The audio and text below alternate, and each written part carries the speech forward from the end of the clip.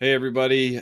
Just recorded a phenomenal podcast with a good friend of mine, Jared Yellin. Jared Yellin is a serial entrepreneur who owns two companies now, Cinduit and Sela Labs. And he's just an absolute badass, one of the most focused, obsessed people I've ever met and hardest working people I've ever met. And just very, very, very smart, wise dude and high integrity person. So I wanted to share the five biggest takeaways I had from recording the podcast, and I was blown away how phenomenal the content was. I mean, he was so passionate about the subject. He was sweating profusely about the jump through the screen. So I really appreciated a few things that he did on the podcast. He was completely vulnerable, wide open to any and every question, allowed me to probe and go as deep as I wanted. And he was also very, very, very passionate about the subject of bouncing back better than ever.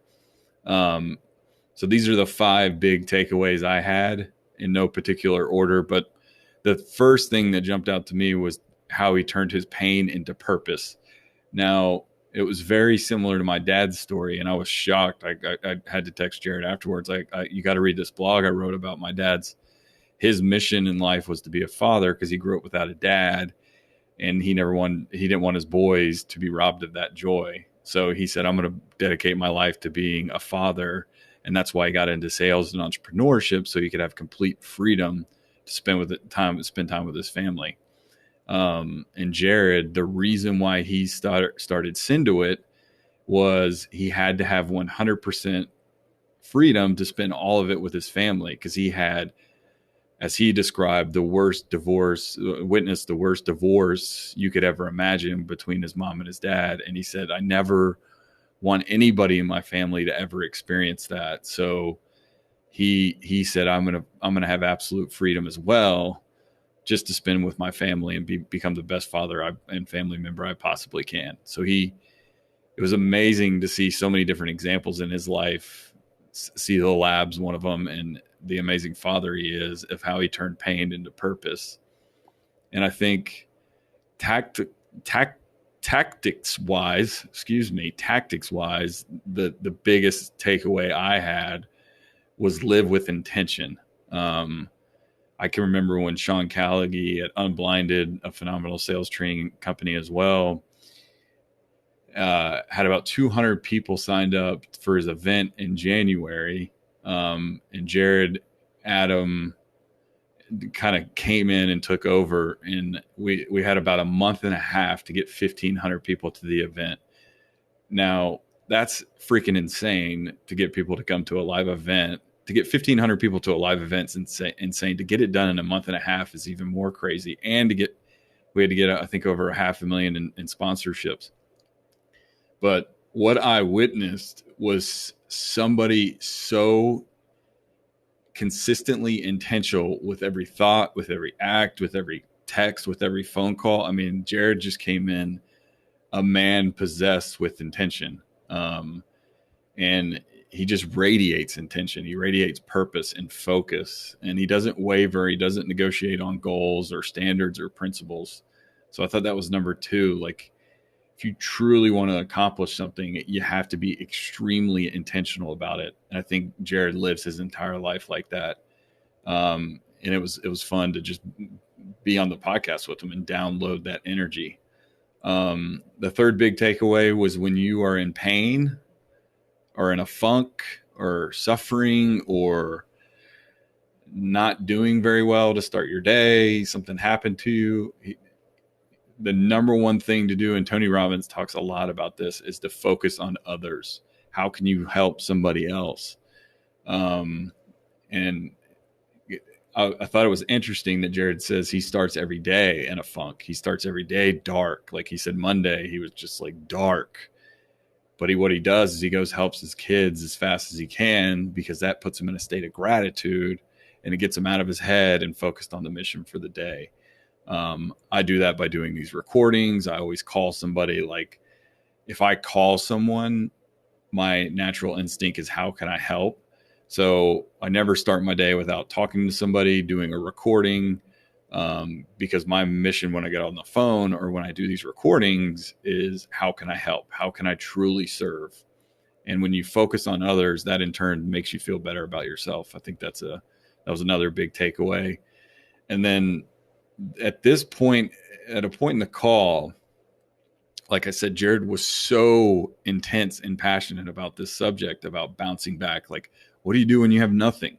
What do you do when you've lost everything? What do you do when you're ashamed and embarrassed? And like, how do you go get money? Like, how do you get clients? And and I thought this point of the podcast was phenomenal because he just like jumped through the screen, like I said.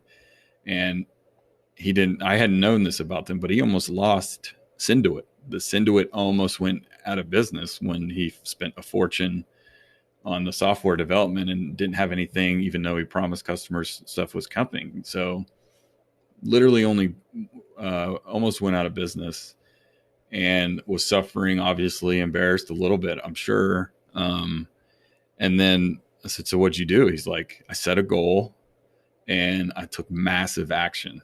So I think like that's hard to do, but if you do the first three things that were big takeaways from Jared, then massive action gets really good. If you find a purpose, if you get really intentional about everything you do and you focus on helping other people, it makes it a lot easier to take massive action when you know you're serving someone and you have a mission that's bigger than yourself and you're very focused and you're very intentional about what you're doing. So Jared, to get cash, went out over the weekend, wrote a course.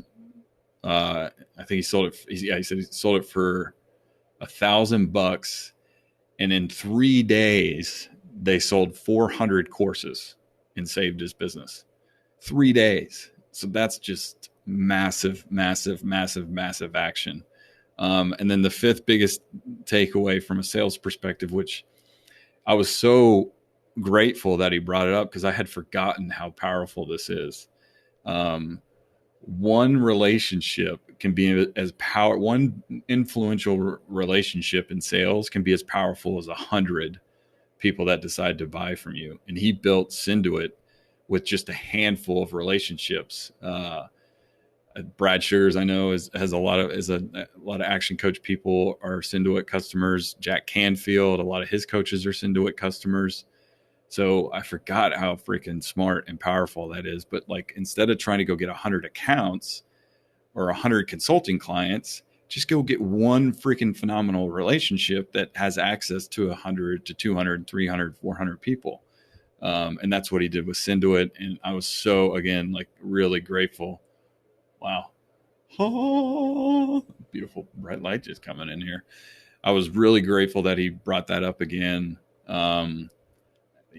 It's just it's so simple, but so freaking smart. And I loved what he talked about, how to get those influential relationships. He basically said, go big, go bold, be audacious, be crazy, be really far out there.